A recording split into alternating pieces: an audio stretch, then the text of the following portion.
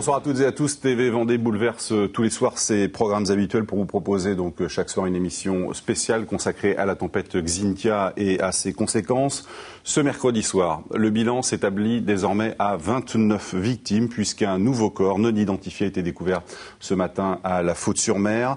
Et la Vendée commence depuis aujourd'hui à enterrer ses morts puisque les obsèques de 2 habitantes de l'Aiguillon-sur-Mer ont eu lieu en début d'après-midi. Vous le voyez sur ces images en l'église de la commune. Une centaine de personnes assistaient à la cérémonie. Dernier hommage à une mère de 80 ans et sa fille de 60 ans. On le sait désormais avec certitude, les retraités ont payé un lourd tribut dans cette tempête lors de ce drame. 80% des victimes, selon les premiers chiffres, des hommes et des femmes, pour la plupart âgés de plus de 70 ans, surpris dans leur sommeil. Certaines dépouilles ont pu être remises aux familles. 17 corps ont par exemple été transférés au presbytère de l'Aiguillon où une chapelle ardente a été installée. Si les premières obsèques, je vous le disais, ont eu lieu cet après-midi, les inhumations, en revanche, ont été différées de quelques jours à la Faute-sur-Mer, où le cimetière se trouve toujours actuellement sous les eaux. Je vous le disais, un nouveau corps donc a été retrouvé ce matin par les plongeurs qui sont toujours très mobilisés. Vous allez le voir sur ces images. Ils sont encore 13 à sonder les eaux dans une zone encore identifiée de 5 hectares à la recherche d'éventuelles nouvelles victimes. Selon les dernières estimations, une personne serait encore portée disparue. Au cours de cette émission, nous allons revenir bien sûr sur la visite en Vendée du ministre de l'Agriculture Bruno Le Maire qui a annoncé des aides. Joël Limousin, le président de la FTSEA de Vendée, est sur ce plateau. Je le remercie d'être là. Bonsoir Joël, merci de votre présence. On vous demandera de réagir dans un instant à ces annonces donc de Bruno Le Maire, mais nous dire aussi et surtout, c'est ce qui nous importe, l'état d'esprit des agriculteurs 4 jours après le drame. Demain à 15h à Luçon, vous le savez, une messe sera célébrée officiellement à la cathédrale de Luçon par Monseigneur Castet en présence, on le sait depuis aujourd'hui, du Premier ministre François Fillon, ce qui donnera évidemment à cette célébration un caractère d'hommage national. L'évêque de Luçon, Monseigneur Castet, sera tout à l'heure sur notre plateau pour nous donner les détails de cette célébration et nous dire comment il a vécu ces derniers jours auprès des rescapés. Alors Joël, on va d'abord évidemment évoquer la situation des agriculteurs. On a évidemment, et c'est normal, d'abord beaucoup évoqué dans cette tempête, dans ce drame, les pertes humaines et les rescapés de cette tempête. Depuis 2 jours, on a le sentiment que la Vendée et la France prennent conscience que leurs agriculteurs ont aussi beaucoup souffert. Est-ce que vous pouvez nous dire ce soir combien d'exploitations ont été touchées, plus ou moins évidemment, de manière importante ? Alors bonsoir à toutes et à tous, et c'est vrai que je m'associe bien sûr à ce deuil que la Vendée porte aujourd'hui et que la nation, par la présence de M. Fillon, ça c'est important. Bien entendu, à côté de cela, nous avons la situation économique qui est posée, l'agriculture, l'ensemble des entreprises industrielles qui sont aussi très touchées malgré tout, qui sont inondées. Pour l'agriculture, aujourd'hui, nous arrivons avec Marais Poitevin plus Marais Breton. Il y a quand même 2000 hectares aussi qui sont sous les eaux. Il ne faudrait pas oublier le Marais Breton. Ça fait 14 500 hectares aujourd'hui qui sont en situation de sinistre, de zone sinistrée en matière d'eau de mer, qui est aujourd'hui encore présente sur quasiment 7000 hectares. Donc impropre à la culture.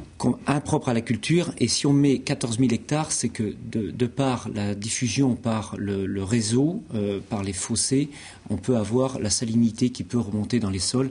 Et donc là, il va falloir avoir une vigilance très accrue là-dessus. Donc ce sont des sols qui vont devenir impropres parce qu'avec un taux de sel tellement élevé, grosso modo c'est 3 grammes de sel dans le sol, à la normale, aujourd'hui, les premières analyses nous amènent à 25 et c'est sans doute pas fini. Donc ça veut dire qu'on ne peut pas faire de culture. Les cultures en place sont brûlées, tous les blés durs, blé tendre. Parce qu'en fait, le sel fait effet de désherbant, en fait. Oui, ça fait un effet désherbant, ça brûle tout, y compris le matériel agricole qui a pu circuler, etc., risque d'en payer très cher, donc il va falloir estimer tous ces dégâts. Donc aujourd'hui, c'est environ 40 exploitations directement touchées dans cette zone par rapport de façon très importante pour certains, et notamment l'exploitation que nous avons visitée ce matin, mais aussi ses voisins ont perdu la totalité ou partiellement leurs animaux. Je peux vous assurer que ramasser tous les cadavres de moutons, des veaux, j'y étais cet après-midi avec les agriculteurs locaux, je peux vous assurer qu'il y a une solidarité exemplaire qui est en place, et ça c'est fort, ça appelle de tous les départements pour apporter le coup de main. Donc aujourd'hui, il faut constater les dégâts, et qu'il est difficile d'intervenir sur les terres et y compris quelquefois dans les bâtiments, parce que l'eau est encore à des niveaux très élevés. Et donc il faut attendre que l'eau se retire pour pouvoir travailler sur les différents terrains, pour enlever tous les déchets qui sont accumulés, qui viennent de partout, et on le voit dans les bâtiments aujourd'hui. C'est un travail titanesque qui s'annonce. C'est déjà un travail très important et fatigant au quotidien. Au quotidien, mais c'est vrai que quand on voit des bâtiments neufs construits récemment et qu'on voit cet anéantissement, c'est terrible. Donc maintenant, on est en train de préparer toute cette partie qui va être de nettoyer à la main. Il faudra enlever à la main et de pouvoir entrer sur des terrains qui sont gorgés d'eau, bien entendu, aujourd'hui. Alors, on va revenir tout à l'heure sur les aides qu'a donc annoncé Bruno Le Maire aujourd'hui. Bruno Le Maire qui est arrivé donc vers 11h, donc en fin de matinée dans le département de la Vendée. Il s'est rendu sur cette exploitation de Saint-Radégonde des Noyers qui était particulièrement touchée. On attendait évidemment donc le ministre sur le dispositif d'aide d'urgence pour faire face aux besoins immédiats de trésorerie des agriculteurs. 5 millions d'euros sont débloqués. Il a répété que le Fonds national de garantie contre les calamités agricoles allait être débloqué et que des mesures d'allègement de charges ou de cotisation de mutualité sociale agricole seraient prises. Et le ministre a également promis un accompagnement sur le long terme. Un recensement exploitation par exploitation sera réalisé très rapidement par les préfets. Nous allons y revenir dans un instant. Bruno Le Maire n'a pas oublié non plus les ostréiculteurs qui recevront 1,5 million d'euros d'aide d'urgence et 20 millions d'euros pour aider à la reconstitution la plus rapide possible de leur matériel. Le ministre de l'Agriculture qui a donc rencontré quelques agriculteurs ce matin, le ton fut généralement assez cordial. Joël Limousin, vous nous le confirmerez, et ce qui n'a pas empêché l'une des personnes présentes d'interpeller assez vertement le ministre concernant les histoires de digues. Écoutez. Il y a 45 000 hectares de marais avec de l'eau salée. Le marais Poitevin fait 90 000 hectares, 100 000 personnes. Le reste du marais Poitevin peut inonder par l'eau de terre. Aujourd'hui, on a inondé par l'eau de mer. Demain, on peut inonder par les deux. Ça aurait été une catastrophe. 100 000 personnes, 100 000 hectares. Donc, on va au bout des choses maintenant. Et on n'a pas besoin d'experts ni de bac+10, je vous le dis.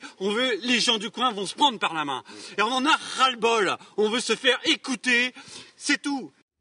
Alors je vous le disais, Bruno Le Maire a annoncé a demandé au préfet de faire un recensement exploitation par exploitation. Et c'est sur la base de ce recensement qu'il s'est dit prêt à déclencher le Fonds national de lutte contre les calamités agricoles pour permettre de compenser les pertes financières des exploitations. Sur ce sujet, voici les propos de Bruno Le Maire. Il est impossible de faire une évaluation précise. Vous avez des terres qui ont été recouvertes par de l'eau de mer, qui sont désormais salées et donc qui ne sont pas exploitables. Combien est-ce que ça va coûter ? Quelle somme est-ce qu'il va falloir débloquer pour remettre en état les terres ? C'est pas sur 6 mois que ça se joue une récolte, c'est sur plusieurs années. Donc il va falloir calculer sur 2 ans, sur 3 ans, sur 4 ans le coût que cela va avoir. J'ai demandé au préfet de faire département par département une évaluation exploitation par exploitation du coût financier.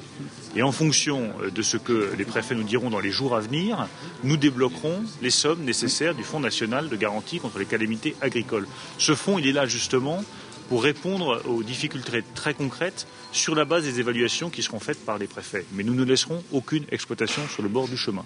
On trouvera une solution pour chaque exploitation. C'est un recensement qui a déjà commencé, Joël Limousin ? Alors effectivement, moi je prends acte des propos de Monsieur le maire parce que nous avons déjà commencé dès lundi par une réunion d'une cellule de crise agricole à la mairie de Saint-Radégonde avec les agriculteurs locaux, tous les responsables locaux, de façon à bien identifier toutes les exploitations. Et on a recensé toutes ces exploitations. Nous avons déjà commencé à préparer des fiches estimatives exploitation par exploitation sur les pertes connues à ce jour. Ouais. Et parallèlement à cela, une autre fiche que nous allons renvoyer dans tout notre réseau pour les offres pour accompagner, c'est-à-dire notamment de fourrage. Ça appelle de partout, mais le premier temps, c'est de pouvoir avoir une fiche estimative qui va être la même pour les 2 départements, Vendée et Charente-Maritime. Donc on s'est calé entre les 2 départements pour avoir le même support, et je prends bien en compte que c'est une situation qui va être évolutive. On prend en compte ce que l'on connaît aujourd'hui. On va découvrir au fil des semaines et des mois des pertes que nous n'avons pas mesurées aujourd'hui. Donc on ne voulait pas qu'on soit avec un document ficelé, figé à l'heure d'aujourd'hui, aujourd'hui par rapport aux pertes. On va découvrir d'autres choses plus tard. On va en découvrir d'autres plus tard. Ce qui est connu aujourd'hui, ce sont les pertes d'animaux, de fourrage. Ça, c'est très palpable. Ce qui n'est pas connu, et c'est ce que vient de dire le ministre, c'est cette perte d'exploitation sur les cultures et dont on ne sait pas. Et dès vendredi, d'ailleurs, nous allons mettre les organismes INRA, Arvalis, les instituts techniques végétaux, avec les chambres d'agriculture pour travailler notamment sur comment on peut remettre le dispositif en route. Et donc, il va falloir faire baisser ce taux de sodium dans les sols pour pouvoir rendre cultivable. Et ça peut demander 1 an, 2 ans, 3 ans, voire 4 ans. Tout ça va dépendre de l'ambition. Pour rendre les terres à nouveau cultivables. Bien sûr. Ouais. Et ça peut demander jusqu'à 2 000 à 3 000 euros par hectare pour pouvoir déjà, en investissement, c'est du gypse qui se met sur les sols pour permettre de faire descendre le taux de sodium. Mais que vont faire ces agriculteurs pendant 2, 3, 4, 5 ans ? Eh bien justement, ils n'auront pas de rentrée d'argent. Donc ils ont besoin d'être accompagnés et c'est pour cela que, y compris de par le système de déclaration sur la PAC, politique agricole commune, eh bien nous avons demandé au ministre que ces agriculteurs-là, que nous connaissons exploitant par exploitant, qu'ils ne soient pas pénalisés par l'Europe sur un plan de déclaration PAC, qu'ils ne soient pas agacés par des contrôles de conditionnalité, etc. Mais il n'y a pas que le problème d'argent, il y a aussi un problème psychologique, c'est-à-dire de ne pas travailler. C'est déjà très simplement ça. Le travail va se passer dès que l'eau va être repartie. L'ensemble des syndicats de race, notamment des producteurs de moutons, j'ai vu le président de la Fédération nationale ovine hier au salon, me proposant en disant que toutes les régions se mobilisent pour donner des animaux, proposer des animaux pour pouvoir reconstituer le cheptel tout de suite. Ne pas faire son travail d'agriculteur au jour le jour, enfin, c'est ce qui est pire pour eux. La première des choses, c'est comme quand nous avions la crise de l'ESB, c'est de reconstituer le cheptel le plus vite possible. La vache folle. Au moment de la vache folle. Et c'est ça qui est important. Ici, c'est une crise sans précédent, bien évidemment. C'est la nature qui a pris ses droits. Mais n'empêche qu'il faut que ces bâtiments, dès qu'ils seront bien nettoyés, parce qu'il faut enlever toutes ces images de la tête tout de suite. Et le fait d'avoir beaucoup d'agriculteurs qui sont présents, et localement c'est le cas, c'est important pour les avoir vus tout à l'heure. Et je pense que maintenant, c'est dès que le bâtiment sera en état de fonctionner, c'est de remettre des animaux à l'intérieur pour que l'agriculteur reprenne son activité d'élevage. Les 5 millions dont je parlais tout à l'heure et qu'a annoncé le Bruno Le Maire, vous allez les toucher très rapidement, vous allez les voir très vite? Ces 5 millions d'euros, c'est le fonds d'allègement des charges, effectivement, qui sont ciblés sur ces exploitations touchées, au moins pour nos 2 départements, Charente-Maritime et Vendée, pour les agriculteurs. J'ai eu la présidente de la Mutualité sociale agricole au téléphone tout à l'heure, dont les appels de cotisation sociale pour la fin mars ont été envoyés. On va renvoyer, ou la MSA va renvoyer très rapidement un courrier à tous ces gens-là pour dire, pour l'instant, vous mettez ça en stand-by. Et donc le FAC va venir justement prendre en compte ces charges de mutualité sociale agricole. Quand vous n'avez plus de ressources, il faut bien que la vie continue et que les gens soient assurés en permanence, mais qu'il n'y ait pas des charges à payer. Donc, parce qu'il faut que psychologiquement, je puis vous assurer que les familles, pour certains, sont partis ailleurs, ils ne sont plus sur place. L'agriculteur que nous avons visité ce matin, c'est vrai qu'il est solide, mais il a perdu sa maison aussi. Sa maison, tout est parti. Son congélateur est parti à 2 ou 3 kilomètres, et c'est le cas de tous ces agriculteurs voisins aussi, parce qu'il y a lui et les autres, et je ne voudrais pas qu'on oublie les autres. Est-ce qu'on peut dire que vous êtes rassuré quand même ce soir par cette notion d'accompagnement à long terme qu'a annoncé le ministre, à laquelle vous teniez? Oui, parce que la nation a pris en compte ce désastre qui est arrivé dans notre zone et qui pourra arriver à d'autres endroits sur la côte atlantique. Nous avons 1300 kilomètres de digues qui existent. Pour ce qui nous concerne, c'est 30 à 40 kilomètres de digues qu'il faut tout refaire. Ça coûte grosso modo, à vue de nez, 1 million d'euros par kilomètre. Donc vous imaginez la situation et le coût que ça peut représenter. Mais nous avons des digues qui sont aujourd'hui avec des propriétés privées, des syndicats de marais et la collectivité publique. Nous avons demandé à ce que, sur l'aspect plan digue qui est annoncé au niveau national, qu'on mette tout à plat de façon à reprendre chacun nos responsabilités, ou plutôt de se dire, est-ce qu'on n'a pas intérêt à rendre tout cela sur un plan public pour avoir des véritables ambitions, et comme l'a dit Philippe Mounier, l'agriculteur qui a témoigné, par la colère, et je la comprends, cette colère. C'est de dire, il faut mettre un vrai plan ambitieux, parce que peut-être pendant un grand nombre d'années, on a sous-estimé les travaux de réflexion qui étaient nécessaires. Bien évidemment. Alors vous le disiez tout à l'heure, vous le soulignez, mais on le souligne depuis le début finalement de cette catastrophe, c'est la solidarité des Vendéens entre eux, solidarité des agriculteurs entre eux. La preuve, Anne-Sophie Arthur était au salon de de l'agriculture ces 2 derniers jours où évidemment la fête a été énormément gâchée forcément par cette catastrophe. Elle a recueilli le témoignage d'un agriculteur qui a expliqué la solidarité qui se mettait en place, notamment pour cet agriculteur de Saint-Radégonde-des-Noyers dont on parlait. Et il nous explique comment ils vont l'aider. Écoutez. Par solidarité, les éleveurs vendéens ont sorti les 3 jeunes béliers qu'il devait présenter sur le salon et que lui-même, bien sûr, donc, étant retenu sur son exploitation pour évaluer l'ensemble des dégâts. Nous avons sorti ces 3 jeunes mâles que nous avons présentés à l'ensemble des éleveurs. On va lui proposer, bien sûr, d'apporter tout notre soutien, qu'il soit matériel, moral déjà dans un premier temps, et notre soutien, donc bien sûr, matériel ensuite. Et je pense que l'ensemble des éleveurs proposeront donc, à Jean-Paul des animaux pour qu'il puisse reconstituer son troupeau. Alors ça c'est un exemple, mais c'est le cas dans toute l'agriculture vendéenne. Vous étiez hier au Salon de l'Agriculture, c'était la journée de la Vendée. Alors c'était prévu évidemment bien avant ce qui s'est passé. Il y a eu un moment, une minute de silence qui a été demandée, je crois, par Luc Guyot. Oui, c'est en accord entre chacun des responsables et que nous avons proposé, et c'est Luc qui s'en est fait l'interprète. Je pense que par rapport à tous les spectateurs qui étaient à regarder autour du Grand Ring, je peux vous assurer que ça a été un moment d'émotion, et j'en ai fait part à Jean-Paul, l'agriculteur, et je peux vous assurer que ça a été fort, parce que les gens étaient en communion avec la Vendée à ce moment-là de toute la nation. Et je peux vous assurer que dans les allées du salon, c'était intense. Donc maintenant, il faut préparer l'avenir, et c'est ça notre ambition. On va retrousser les manches et préparer l'avenir, bien évidemment. Et ça, je pense qu'on peut y arriver. Alors, autre témoignage d'un agriculteur sur le salon de l'agriculture qui, évidemment, on le sait, l'agriculture traverse une crise très difficile, mais évidemment, cette catastrophe fait beaucoup relativiser les difficultés économiques actuelles, comme le dit cet agriculteur rencontré par Anne-Sophie Arthur. C'est un drame, c'est vraiment un drame. Je crois que c'est beaucoup plus important de s'associer à nos collègues, à nos amis vendéens, que de parler d'économie sur nos petits problèmes qui sont qu'économiques, en fait, par rapport à nos problèmes, bien sûr, humains.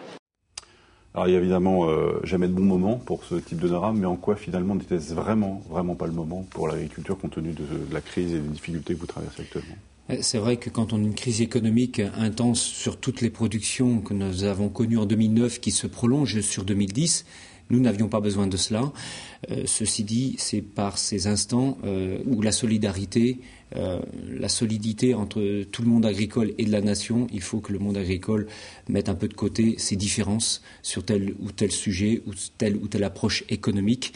Et j'espère que ça va nous permettre de rebondir dans le bon sens et que tout le monde serait bien inspiré, y compris dans l'ensemble des filières, de reconnaître le travail des agriculteurs.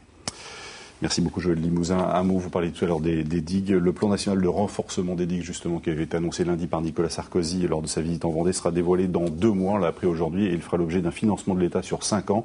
C'est ce qu'a annoncé Chantal Joanneau, la secrétaire d'État chargée de l'écologie. À la sortie du Conseil des ministres, elle a précisé qu'il s'agissait d'abord, je cite, d'estimer sur les 1350 km de digues qui sont le long du littoral, celles qui sont plus ou moins en bon état et celles sur lesquelles il va falloir des travaux en priorité. Chantal Joanneau a chiffré le coût du renforcement des digues à environ 1 million d'euros par kilomètre. Merci Joël d'être venu sur ce plateau. On vous souhaite bon courage évidemment pour la suite et au nom de tous les Vendéens, bon courage évidemment pour tous les agriculteurs. Merci beaucoup. On marque une pause. Dans un instant, Monseigneur Castet, l'évêque de Luçon, sera sur ce plateau. Marcel Gauduchot, le conseiller général également des cantons, des communes de l'Aiguillon-sur-Mer et de la Faute-sur-Mer, nous rejoindra. Alix Lanos est déjà avec nous au plateau. Il est allé hier à la rencontre des habitants, relogés chez d'autres habitants. Et puis nous verrons également d'autres rescapés retourner dans leur maison pour constater les dégâts. À tout de suite.